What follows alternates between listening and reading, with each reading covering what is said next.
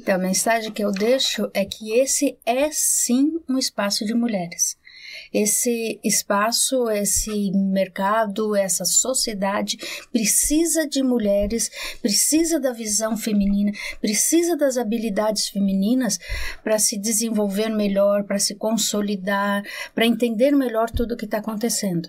Então acredite em você, acredite que esse espaço é feminino também. Venha com garra, com vontade de aprender, com vontade de vencer desafios, que tem espaço para muitas boas profissionais.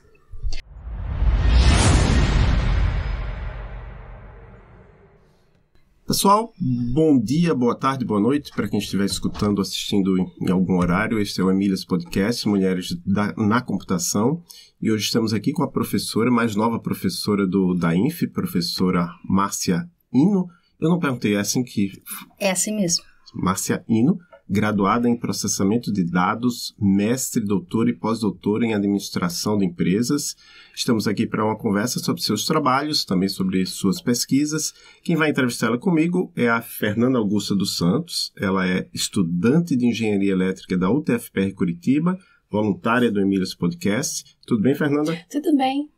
Oi, Márcia, seja bem-vinda ao Emílias Podcast. Tudo bem? Bom dia, Fernanda. Bom dia, professor. Então, eu queria saber que você estudou processamento de dados, né? É um curso que eu acho que nem existe mais. E se naquela época era um curso que atraía mulheres, o que é que te atraiu para esse curso? O que é que fez você ir estudar processamento de dados? Então, não era um curso de mulheres, né, vamos dizer assim, até na minha turma de 50 pessoas, tinham acho que 2 ou 3 mulheres somente, mas o que me chamou a atenção em estudar isso é que a tecnologia, ela tem um poder muito forte de impactar a vida das pessoas. Não é só código, programas, mas ela tem a capacidade de transformar a rotina, processos, com lógica, com pensamento computacional que a gente desenvolve e gerar um impacto real na vida das pessoas. E foi essa a possibilidade que o curso dava que me chamou a atenção. Mas aí a curiosidade, por exemplo, quando eu escolhi fazer ciência da computação, por um acaso eu já tinha tido contato com computadores, eram os computadores que a gente ligava na televisão muito tempo atrás, né? Você chegou a ter tido contato com o computador antes ou você... Algumas pessoas que a gente entrevistou, e independente de idade, disseram, eu entrei no curso de computação sem nunca ter tido acesso a um computador. Então, na minha época nem existia computador caseiro ainda. Quando eu fiz a graduação, era com cartão perfurado. Então, aquilo que a gente fala em aula, que existia, errou um cartão, você tem que ir lá fazer tudo de novo, era bem isso. A gente escrevia um programa, colocava para processar, voltava 2 horas depois, aí você vê que esqueceu uma vírgula. Vai alterar, espera mais 2 horas para pegar uma listagem. Então, a gente só teve acesso a um computador portátil mesmo, nem portátil, um computador individual quando eu estava já saindo da faculdade. Isso foi em 80 e pouco. Nem vou falar, senão vocês vão descobrir minha idade. Mas aí você fez essa graduação e depois fez cursos pelo que eu entendi, de mestrado e doutorado, e fez depois pós-doutorado em administração de empresas, é isso? Isso. O que é que te levou a seguir por esse caminho da administração de empresas? Então, como eu disse, o poder da tecnologia de impactar as pessoas. Então, eu fiz administração de empresas, mas com foco em tecnologia. Então, olhar a tecnologia num contexto empresarial, num contexto de sociedade. Então, mais do que a tecnologia em si, o que me chamou a atenção é como ela interfere, como ela muda, como ela contribui, como ela impacta a vida das pessoas e das empresas.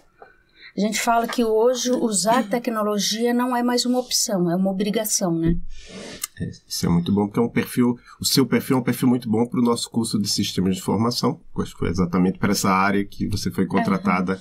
Aqui a gente tem 2 cursos de graduação em computação na UTFPR Curitiba, Sistemas de Informação e Engenharia de Computação.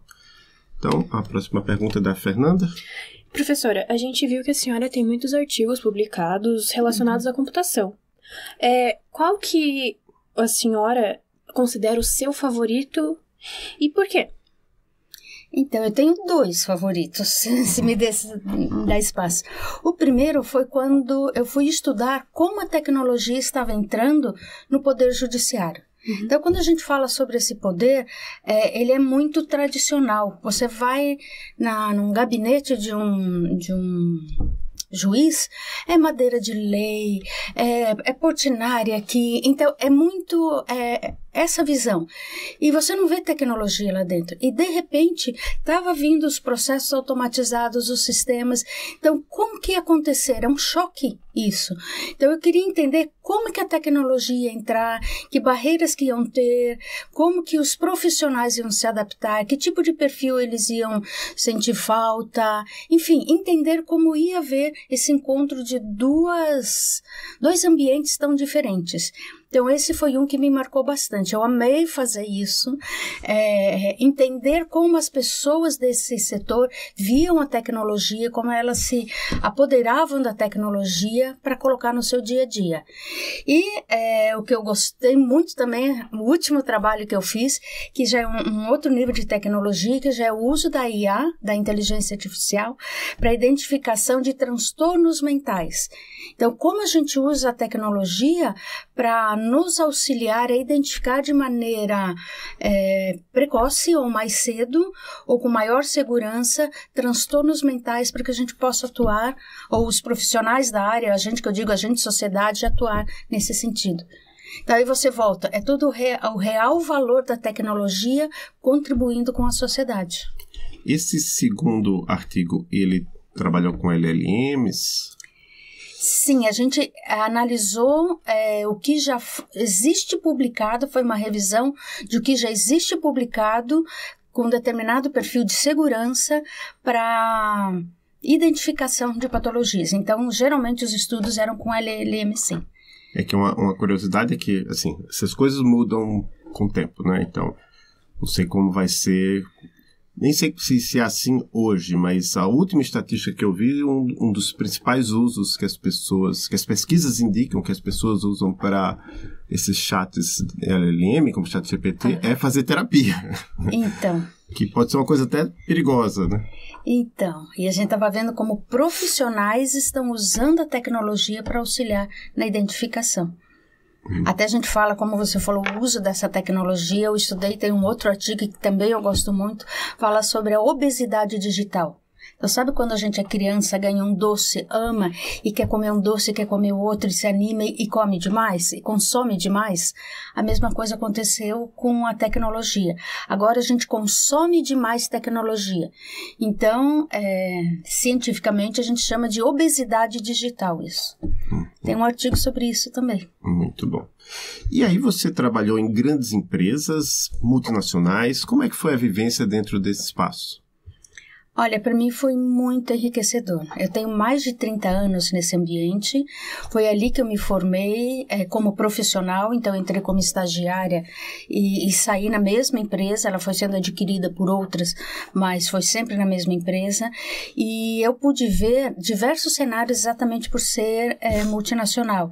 Então, como a tecnologia muda, impacta ou é vista com diferentes culturas, com diferentes formas de viver, com diferentes perspectivas.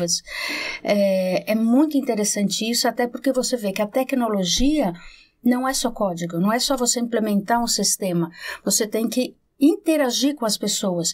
Então, ela mexe com a cultura da empresa, ela mexe com o comportamento das pessoas. Então, entender tudo isso é muito importante, junto com a tecnologia. Se eu perguntar para vocês, por exemplo, qual é a música dos Estados Unidos que fala sobre o comportamento deles? Deixa a vida me... Não, essa é do Brasil. I did it my way. E do Brasil? Aí eu já contei, deixa a vida me levar.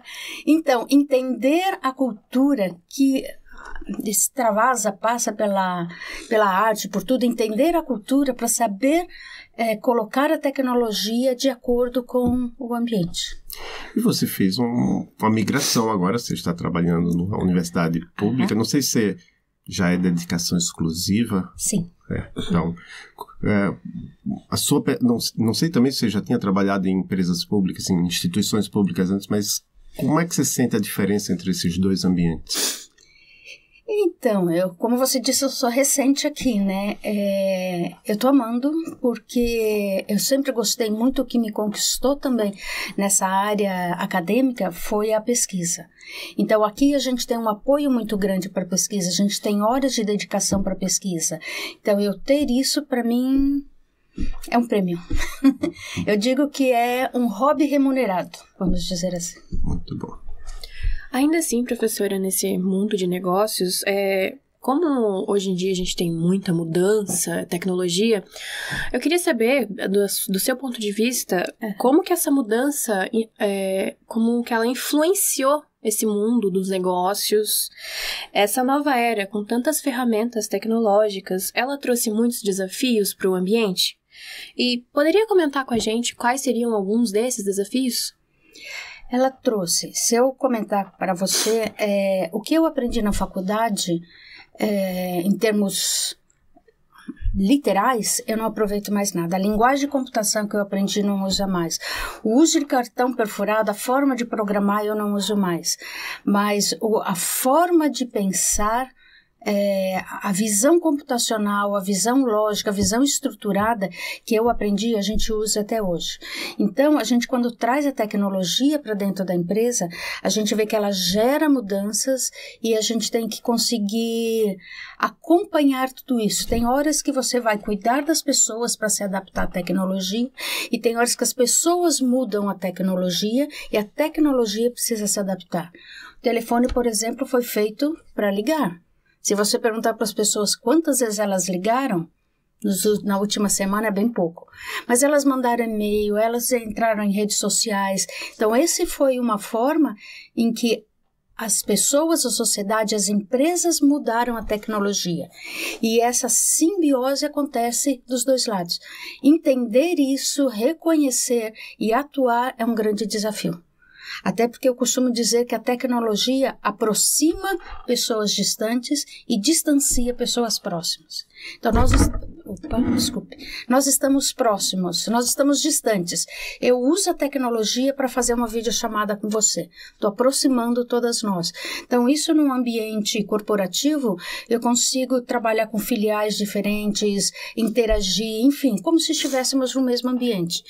Só que ela afasta pessoas que estão próximas. Então, às vezes, eu estou na sala do teu lado, ao invés de eu levantar e falar com você, eu também te mando um e-mail. E a gente acaba se distanciando e não tendo aquela relação pessoal que a gente poderia ter. Então, a gente tem que ter muito cuidado com a tecnologia. A gente tem que estar sempre alerta.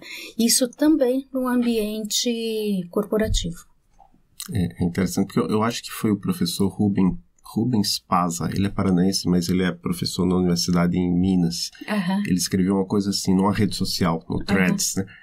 Que hoje em dia a gente tem um aplicativo para não receber ligação. Porque hoje é tanta ligação de spam que eu instalei, agora eu não estou usando mais, porque eu acho que o próprio Google Android tem uma funcionalidade dessa, mas que bloqueia a ligação de spam. Sim. Enfim, os usos da tecnologia às vezes são meio inesperados, né? Quem pensaria nisso há 10 anos atrás? Um tempo atrás. A gente não usaria mais o telefone para fazer ligações.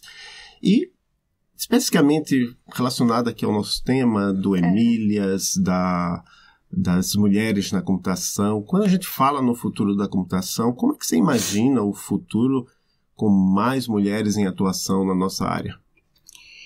Então, eu vejo um futuro muito interessante. As mulheres têm algumas habilidades que são diferentes dos homens, físicas, enfim, todas. Então, elas trazem um pouco de diversidade para esse ambiente. Então, a gente conseguir ter uma equipe com diversidade, olhando para uma mesma situação, para ver como resolver com lógica, com códigos, com tecnologia, é muito interessante, porque ela abrange mais do que se fazia antes. Então, a gente já viu que não existe a tecnologia por si só, existe a tecnologia com as pessoas, a tecnologia no contexto. E essa diversidade que as mulheres trazem, traz uma visão diferente para todo esse ambiente. Eu acho que tem uma grande contribuição nesse sentido. Então, esse seu início, como é que ele foi? A senhora encontrou muita resistência por ser mulher? E como foi para a senhora continuar? mesmo sabendo dessa resistência? Então, eu encontrei natural num ambiente masculino, resistência até minhas, às vezes do ambiente, às vezes nossas. Gente, aqui tem muitos homens, eu estou aqui, sim, mas como foi continuar ali? Eu tinha esse propósito de conseguir gerar valor para a sociedade. Então, isso me levou, foi a minha base durante muito tempo.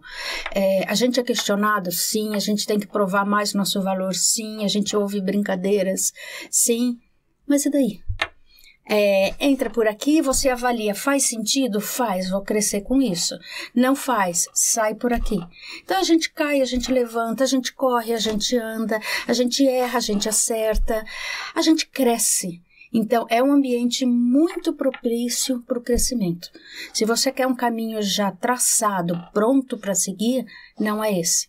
Se você tem garra, se você gosta de desafio, se você tem perseverança, é um caminho muito gostoso de trilhar, porque você olha para trás, você vê quantas situações você passou e como você se desenvolveu como profissional e como ser humano. E quais as habilidades que você acha que são fundamentais para a mulher no atual mercado de trabalho? Então, além da parte técnica, né? Eu vou bypassar essa parte. Tem a parte de interpessoal. Então, comunicação eu acho que é muito importante. Autoconfiança. Então, não se cobrar de forma excessiva. Sim, eu quero buscar, eu quero acertar, mas se permita errar, se permita testar, se permita concorrer por uma posição que você acha que você tem condições de fazer, acreditar em você. Eu acho que essas são habilidades muito importantes para mulheres nesse ambiente. Ao longo da sua trajetória, a senhora enfrentou, sim, dificuldades na escola, na graduação, no trabalho. A senhora acredita que elas são por a senhora ser mulher? Sim e não. Eu acho que teve situações que foram por ter sido mulheres, sim. Então, a gente tem que provar mais vezes. Você vê situações que é natural para os homens. Por exemplo, um final de dia, vamos sair, vamos num bar beber. Estão bebendo 1 dia, 2 dias, 3 dias. No 4º dia, já aproveito para falar de alguma coisa do trabalho. E a mulher geralmente não vai para esse ambiente, ou não tem esse costume de ir. Não sei se deve ir também, mas as coisas acontecem assim. Então, reconhecer que tem isso faz com que a gente tenha que capturar essa informação e atuar de uma forma diferente dos homens, para também ter acesso a essas informações, a esse ambiente, a esse network. Então, eu acredito que sim. Obrigada. Pode continuar. É interessante porque isso me lembra um caso que aconteceu esses dias agora, né? Uma ministra, eu acho, do Tribunal Superior Eleitoral, ela foi barrada numa cerimônia que ela tinha sido convidada, né? Claro, tinha o fato adicional de que era uma mulher negra, mas eu lembrei imediatamente de uma entrevista que a gente fez muitos anos atrás aqui no podcast, que aconteceu a mesma coisa com a entrevistada nossa. Ela foi para um evento e ela foi barrada. Não, você não deveria estar aqui nesse evento, né? Enfim, a minha percepção, a partir das respostas de várias entrevistadas aqui, a gente está com esse podcast desde 2019, é que tem um pouco isso. Alguns homens, não vou dizer que são todos, mas com certeza alguns, sentem que as mulheres não deveriam estar ali, que é um lugar mais masculino. Então, a próxima pergunta é que talvez meninas que estejam em processo de escolha de carreira tenham essa percepção também, né? A gente sabe que algumas acabam superando todos os desafios e entram aqui nos nossos cursos, tanto os de computação quanto os de engenharia, mas eu acho que engenharia elétrica também é majoritariamente masculino? Sim, tem por exemplo, uma sala lá que eu entro, só tem eu de mulher. Eu acredito que talvez seja até gestão de projetos, que é uma matéria que é fundamental em elétrica. Sim. E então, que mensagem você deixaria para essas meninas, para mulheres que tenham interesse em seguir carreira na área da computação, na engenharia? A gente às vezes gosta de falar até STEM, né?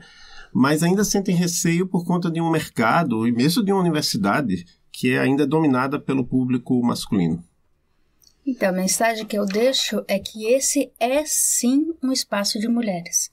Esse espaço, esse mercado, essa sociedade precisa de mulheres, precisa da visão feminina, precisa das habilidades femininas para se desenvolver melhor, para se consolidar, para entender melhor tudo o que está acontecendo.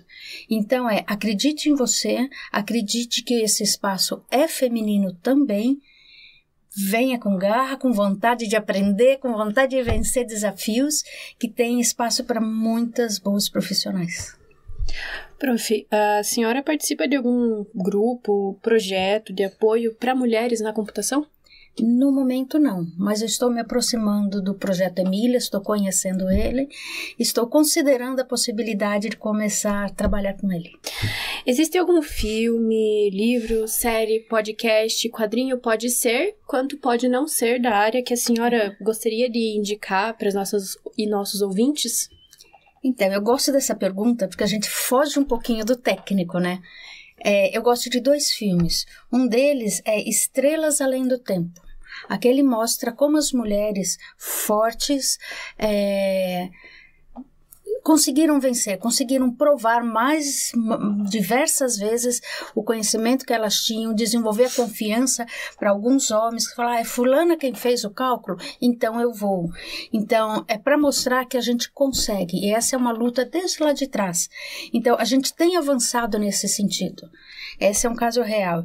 E um outro que eu gosto é sobre Mãos Talentosas, que é de um médico que vai fazer uma cirurgia de 2 siamesas, né? E ele vai estudar para dominar, para ver como resolver questões que ele não sabe. Gente, isso mostra que a gente tem capacidade, o espaço é de todo mundo, mas a gente tem que buscar. E se a gente busca, se a gente sabe por que está fazendo aquilo, se a gente acredita no que está fazendo, a gente consegue. Muito bom. Esse Estrelas Além do Tempo, eu gosto sempre de lembrar que é o mais indicado aqui, todas as entrevistadas. Ele é muito forte. É muito bom. E o Mãos Talentosas eu já assisti. Não sei se alguém já indicou, mas eu já assisti. Foi um filme que me marcou. Muito Até bom. porque uma das questões que o homem precisava resolver e não estava conseguindo, ele achou a solução quando ele estava na cozinha conversando com a mãe dele fazendo macarrão. Então a gente vê, não é o dia a dia, não é, ele estava buscando uma solução técnica e a ideia para ele veio fora do ambiente técnico. Então não existe um mundo só de homens ou só de mulheres. Não existe um mundo só profissional e só pessoal. Nós somos um mix.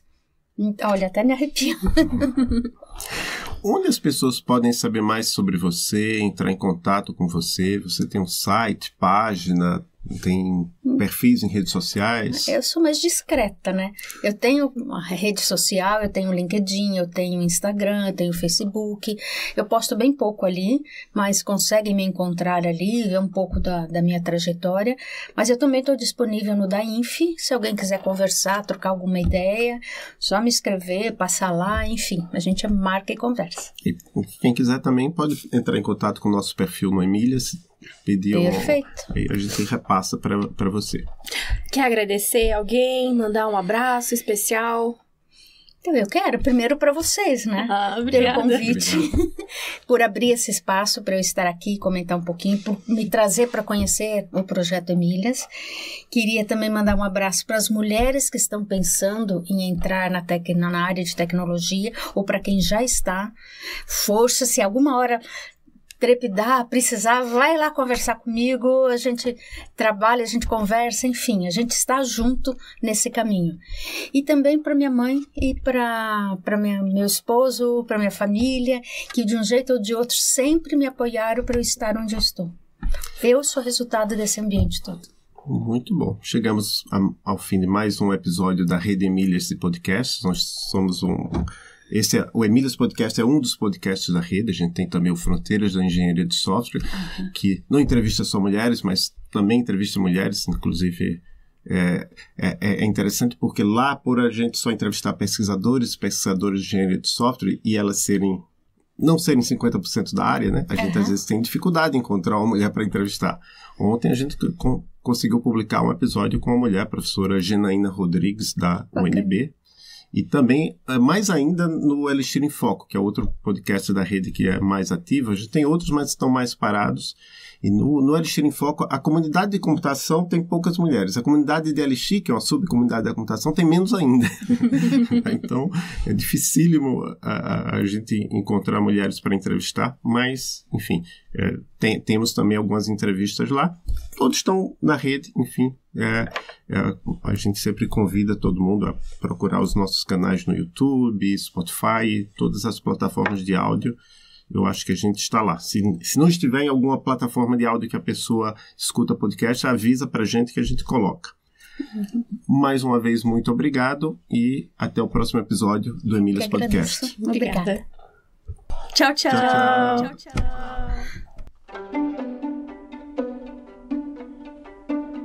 E aí, gostaram do episódio? Não se esqueçam de nos seguir em nossas redes sociais para ficar por dentro de todos os eventos, oficinas e novos episódios do podcast. Conhece alguma mulher incrível que gostaria de ver sendo entrevistada pelo Emílias?